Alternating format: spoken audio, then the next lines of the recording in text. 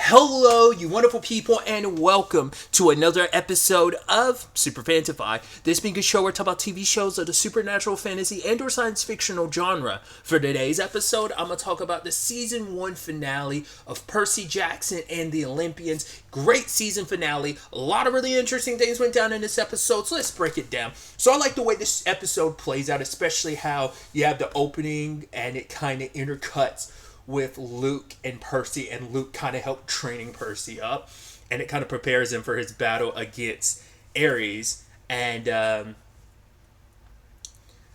I love that you could tell like how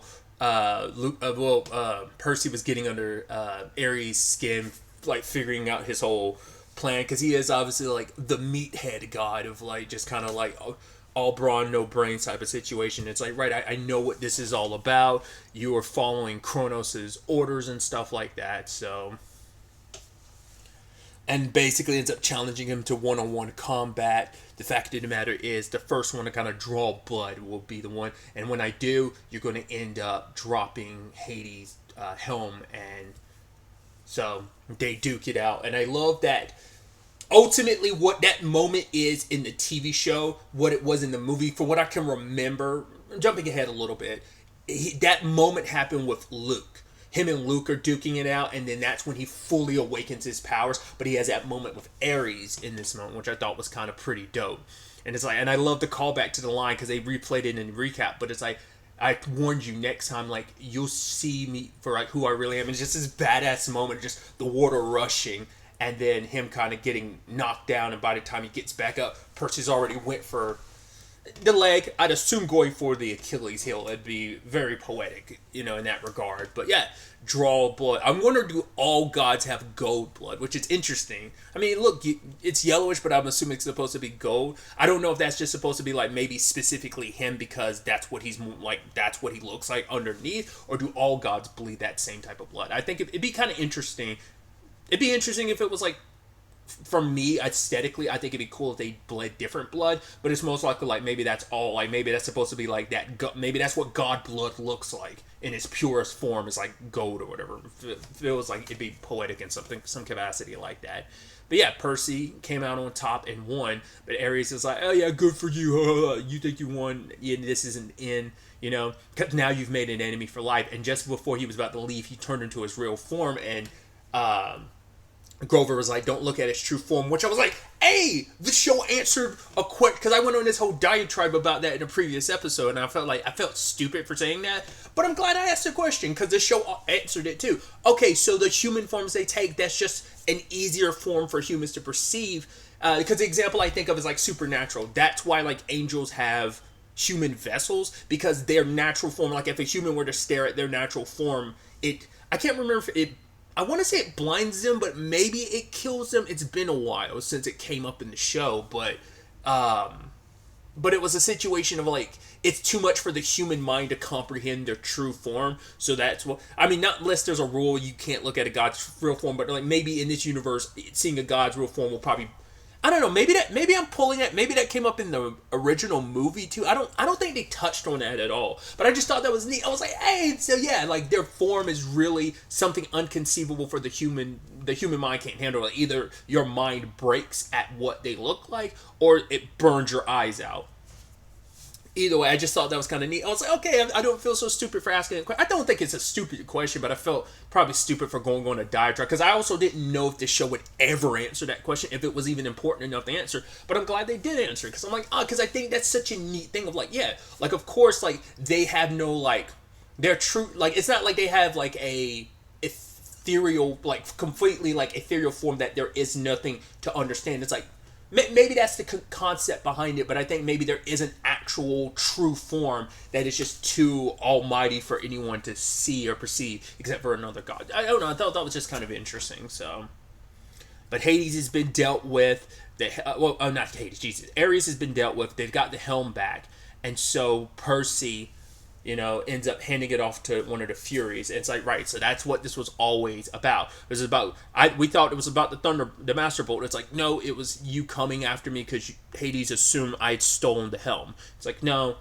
So she came back and she's like, right, maybe, just maybe, good luck on Mountain Olympus, because, well, not even just Mountain Olympus, just Olympus. It's like, there will be a world left for your mom to return to. And so he has to take that journey, because he has to make Zeus listen to him. And obviously, Grover, I even love that line from Grover. Are we sure this is something that couldn't be explained through like an email or something? But for Percy, it's like, yeah, where's the glory in that? But for him, it's like, this won't, we missed our deadline, we failed the quest, sure. But the only way I can make for sure that Zeus knows that this is all Kronos, that his dad is behind all this, then that's the only way I can stop what's coming.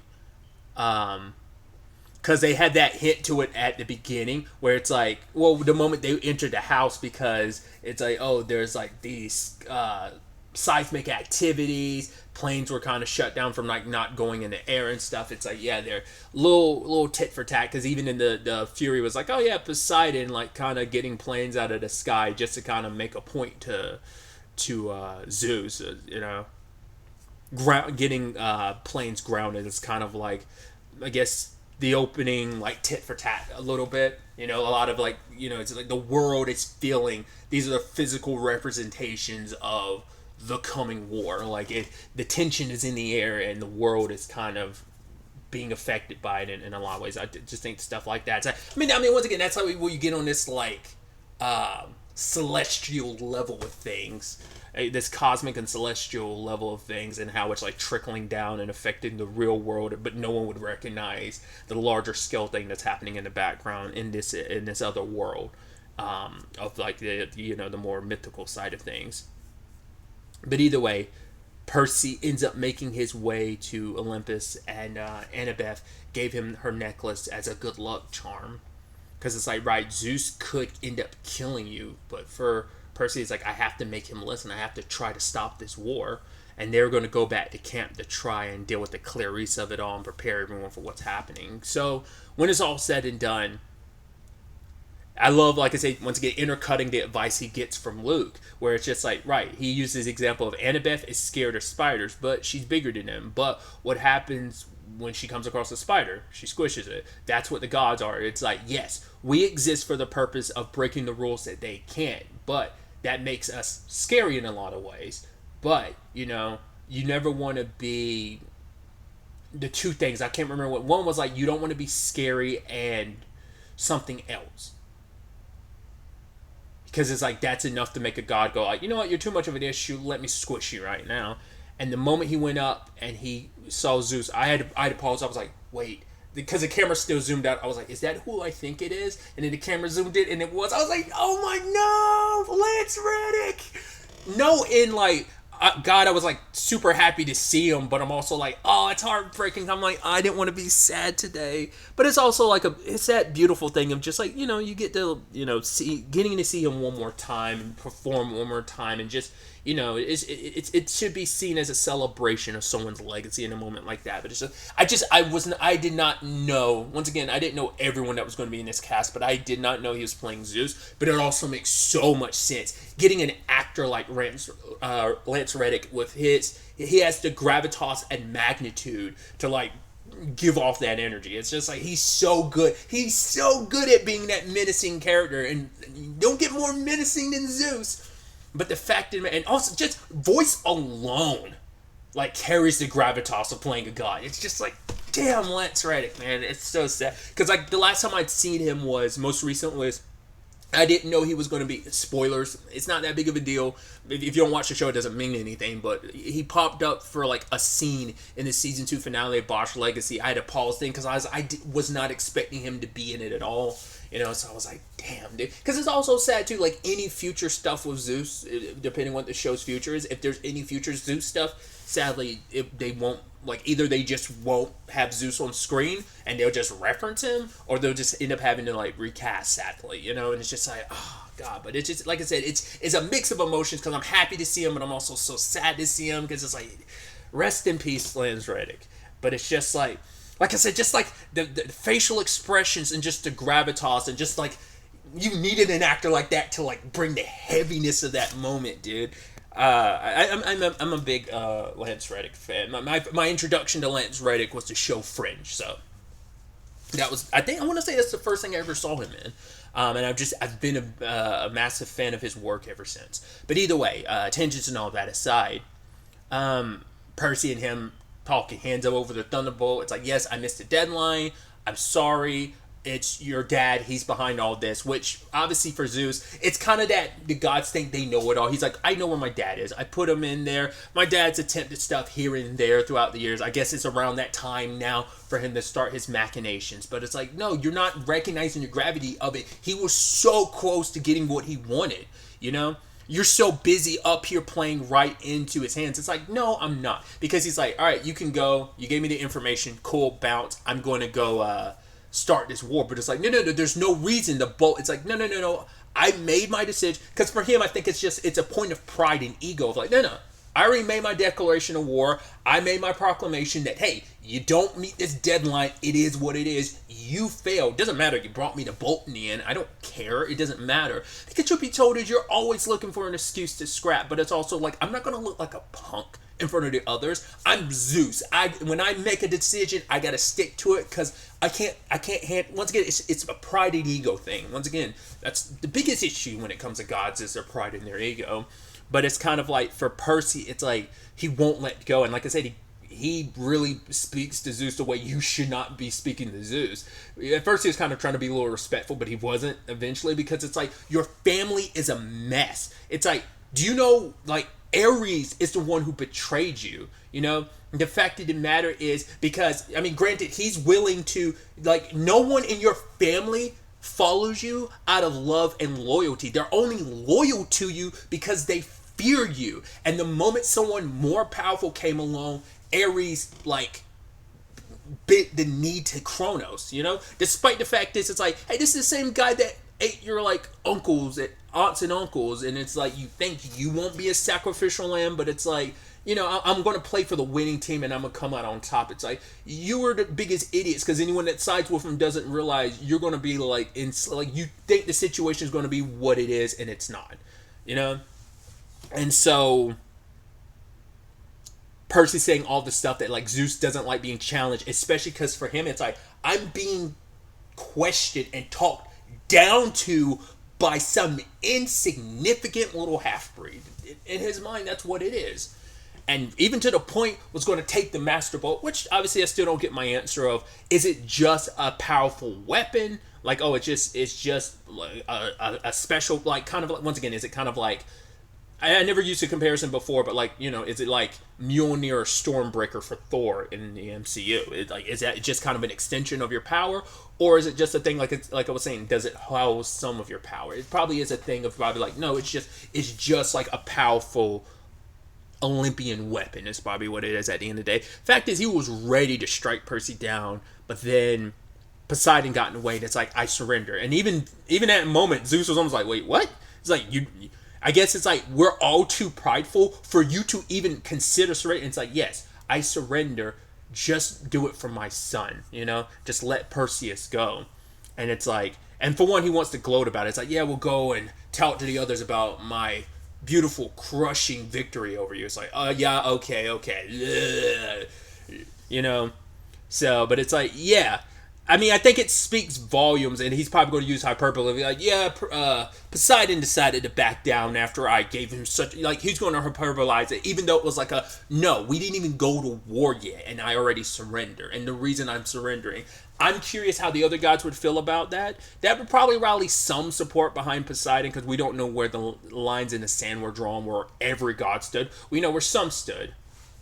Because it's like, obviously, it's like, well, how many people know already about Kronos? It's like, well, Ares obviously knows, Hades now knows because of Percy, and then there's also Hermes. And it's like, and I love that, it's like, because they know, everyone knows. So I'm like, are they the biggest, like, I'm wondering who amongst them is the biggest gossip. Is it, I can only assume it's supposed to be Hermes. Hermes seems like he's the gossipy type, so it's probably supposed to be Hermes, who probably is like, yeah, if Hermes knows, everybody knows.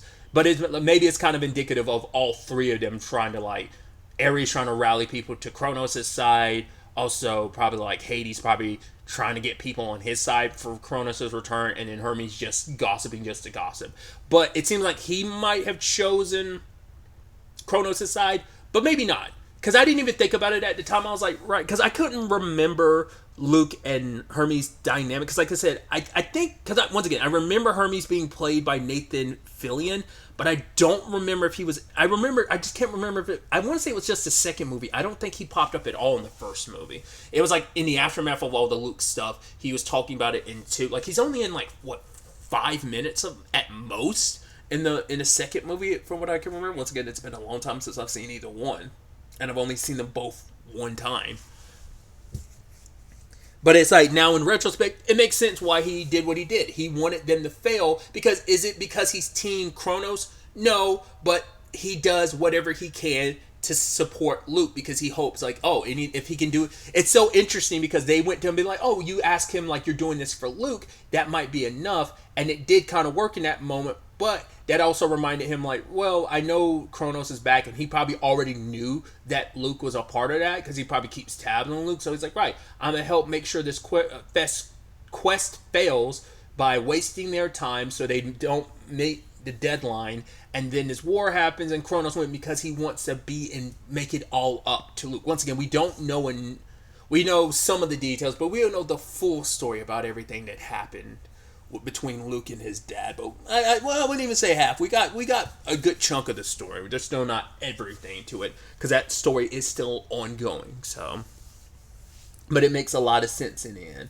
But anyway, we'll circle back to that in a little bit. But we did get the moment, like, Percy gets to meet his dad. They don't really get to have much of a conversation. It's like, right, first and foremost, it's like, he had one question. It's like, well, what is it? It's like, do gods dream? It's like, hey, Ares said that you don't. It's like, well, Ares is a moron, as you can obviously tell.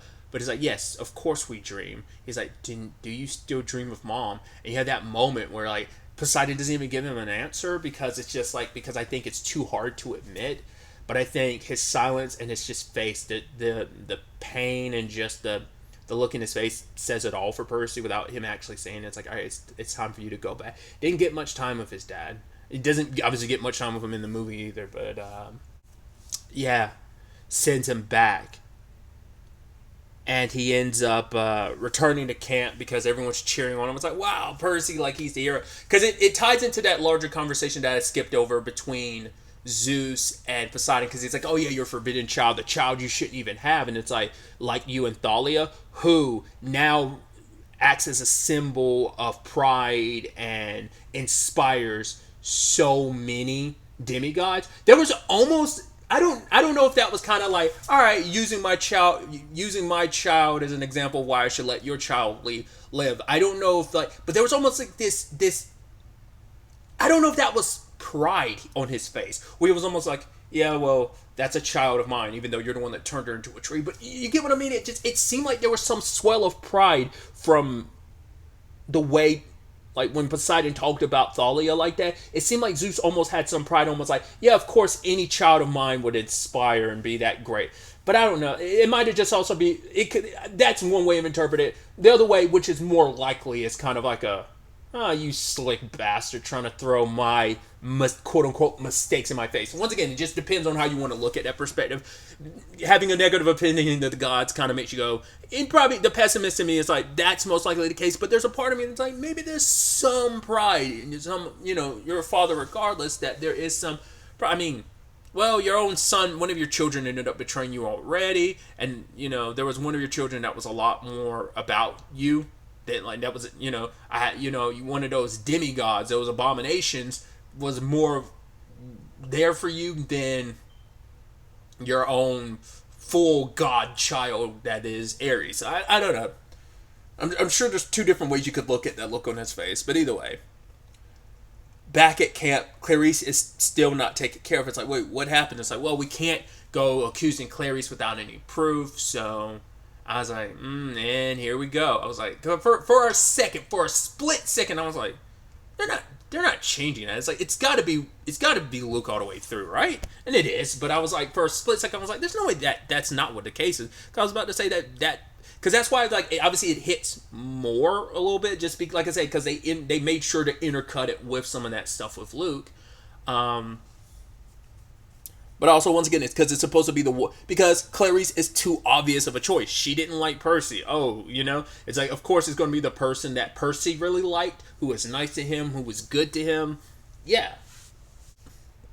I mean, obviously, like, because it makes you wonder, like, how long has Luke... I mean, because everyone generally knew that he was Poseidon's son. So it's like, but like, before Luke even met him, he already probably knew, because, well, Kronos was already in Percy's dreams well before he even made it to the camp, so obviously. But yeah, they go off on their own. It's like, oh yeah, look at this celebration. But then, like, for Percy, he pieces it all together, because he's like, everything the Oracle said has come true, except for the final one of the pieces of the prophecy was, be betrayed by the one who calls me friend. And it's like, yeah, it is Luke. But I like how that whole thing went down, because obviously it goes down a little differently in the movie, and like I said, that confrontation plays out differently. But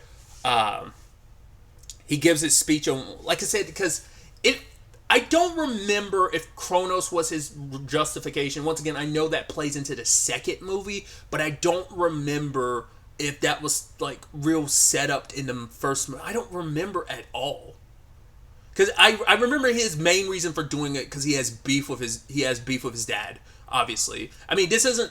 His dad plays a massive role in it, because his dad is kind of a... What is it? He's a representation of the larger issues of how he views the gods. His dad is just kind of like the poster child of how they are terrible parents. But yeah, he's like, I wasn't expecting you to give the shoes to Grover. I wasn't expecting Grover, because if Grover hadn't... Because obviously he cares about Grover, but it's like, if he wasn't planning on Grover being the one thrown into Tartarus. He was hoping, like, hey, you get sucked down there, you end up giving the Master Bolt to Kronos, and then you'll join our side. He's like, I don't want to fight you, Percy. I want you to join my side, which I'm like, I don't remember if that was... Like I said, I feel like that was self-contained in regards of, like, it just like, hey, I'm doing this just because I hate my dad and the gods. But I don't remember if the Kronos of it all. I actually don't even remember if he makes any appearance at all in the second movie. I don't remember. I feel like maybe he does. Like I said, it's been so long, but because he gets captured, he doesn't go on the run like he does in this, which I think is nice. Like, right, okay, so he's still out there. Once again, it's probably just like a thing of like, no, that's because it happens in the book that way. But I like the notion of, like, he's still out there, he's conflicted, because obviously he has his strong feelings about the gods. Everyone is kind of, even Annabeth has kind of changed her perspective on the gods, and recognizing, like, she doesn't view her mom in the same way she did for such a long time, and the same thing for the other gods. She has a very different perspective on them now. So, but Luke's perspective has probably been like that for a very long time. But it's like, yeah, he wants them, he's like, they should be fearing us. Us together, like us as a whole, like all demigods, because we can do what they cannot. Like, they are terrible parents, and we need to put them in their place. He wants to join with Kronos to take them back to, the Golden Ages when he ruled. And he brings out this sword. He's like, this is what I want to show you. And he slices open like a portal, and I was like, oh, interesting. I was like, it's kind of like the subtle knife from his Dark Materials, except it's like a full sword. I was like, that's so neat. If you don't know, in his Dark Materials, there's the knife that basically can cut between dimensions. And it can also cut anything. One side is for cutting anything, and the other side is for, like, specifically cutting into, like, dimensions and stuff. But yeah, it kind of gave me... That's what immediately crossed my mind the moment I saw it. I was like, oh, that's really, really neat. I highly recommend, if you've never seen his Dark Materials shows, I do highly recommend you see it. Like, it's the entire book series, at least that I was aware of, until I found out, like, well after the fact. I was like, oh, there's actually more books that, like, the author wrote, like, and released, like, over, like, a decade later. Really more like 2 decades, because, like, the first one, the last book came out, like, 2001. I'm going on a tangent. This is about Percy Jackson, but I just highly recommend, if you've never seen his Dark Materials, you should. I kind of made that reference previously, because, like, Lin-Manuel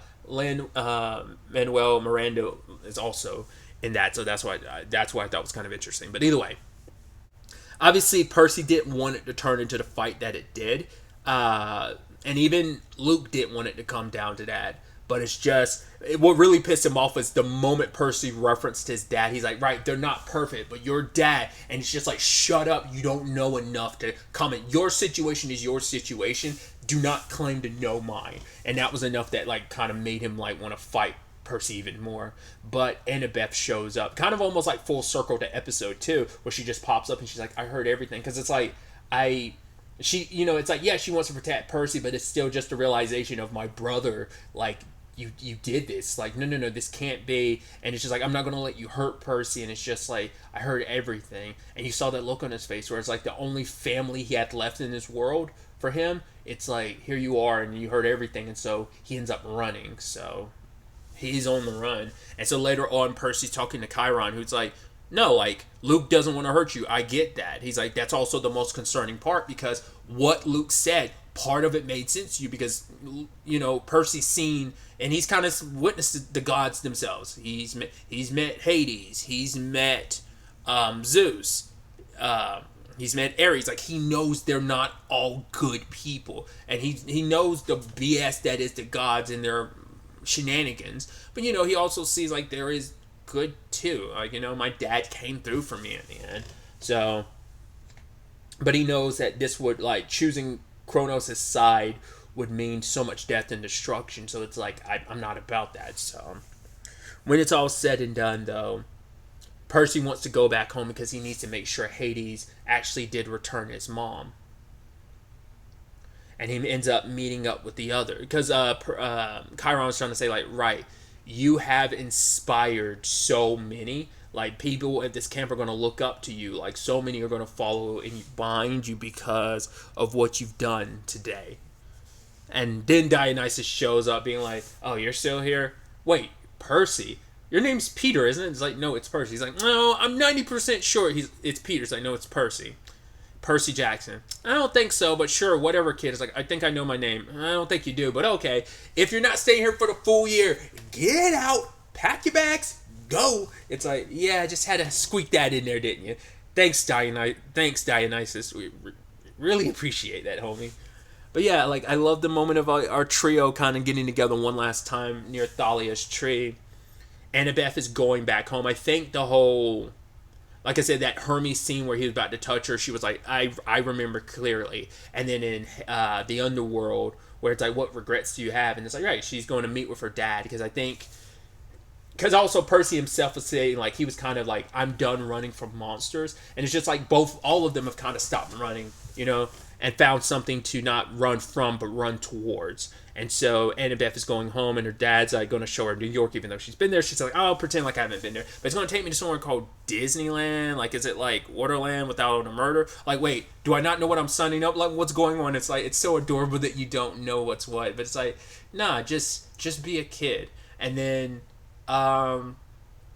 Grover comes over. He finally has his license, which I love how that's beautifully represented. It's like a flower, and it's like, yeah, everyone's looked for Pan on all the natural world, both on land, and they've checked it again. So, why not check the seas? And it's like, well, I know management, so I can probably put in a good word. So say, hey, I know if I ever need help, I'll come find you. And it's like, Percy's like, let's make a deal that next year, we all come back and we meet here. That'll be a promise. And then all three of them hung up. I'm like, oh, that's so adorable. I was like, that's super beautiful, dude. I really like that. Percy makes his way back home and ends up seeing his mom. And it's just like, yeah, it's a long story, but it's a good one. But then we have the ending where it's just like, it's time to wake up, and it's Kronos, and it's like, really? You lost already? Why are you doing this? He's like, don't worry, we'll meet in the real world soon enough. In fact, I need you to survive, because your survival is the key to my revival. And Percy wakes up, and I like that, because it's kind of like, right, he'd already been, like, I think that's so neat. It's probably a dream of the time he was reunited with his mom. Like, that is how that moment went down, but we don't get the full scene, because it was like, that was him dreaming about that moment again. And so it's been some time later, and it's like, oh, you had another nightmare? What did your grandpa say? He's like, yeah, it was grandpa. And she's like, don't call him that. Yeah, but what did he say this time? He's like, make sure you tell your mom how much you love her. And she's like, really? Kronos, one of the Titans, said that. He's like, he could have. I was like, that's such a beautiful, cute moment.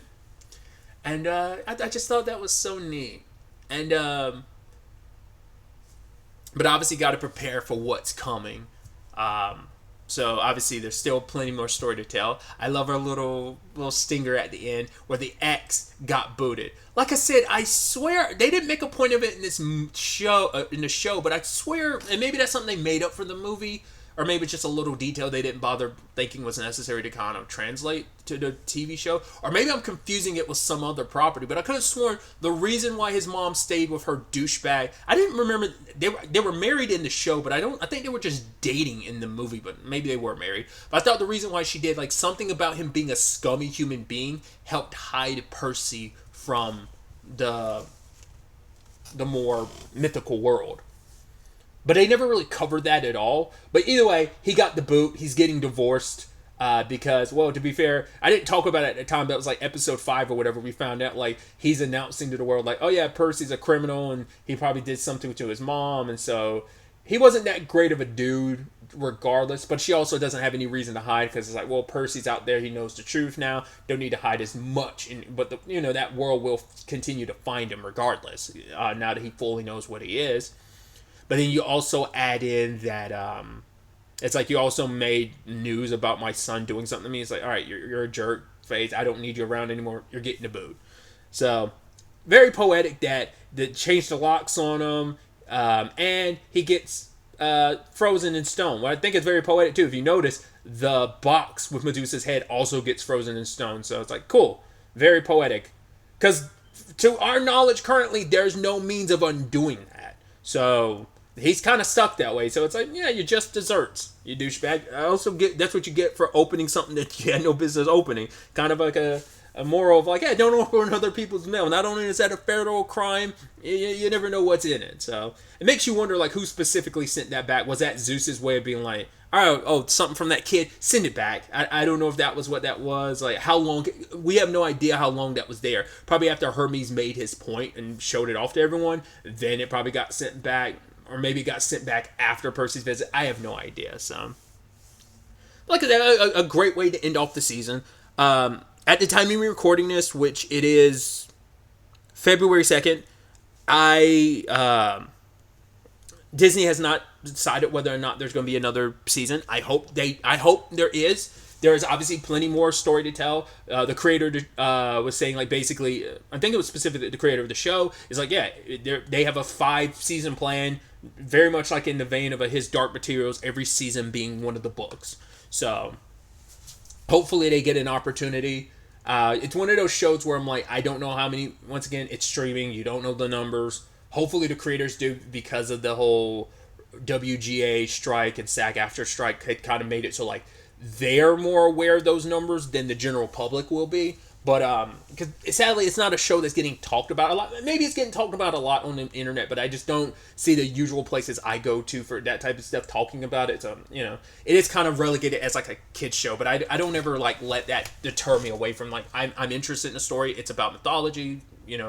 I think that's neat and cool, the world of gods and monsters and stuff like that. So I think that's neat. So I was always going to gravitate towards the story regardless. So, but yeah, I thoroughly enjoyed the show, and I'd love to see more, especially as someone, once again, who's only seen 2 movies, never even seen, like, a third movie, which they were going to make, but it never happened because the second movie didn't do as well. And obviously, once again, they're not well received. I liked them, but that's just me.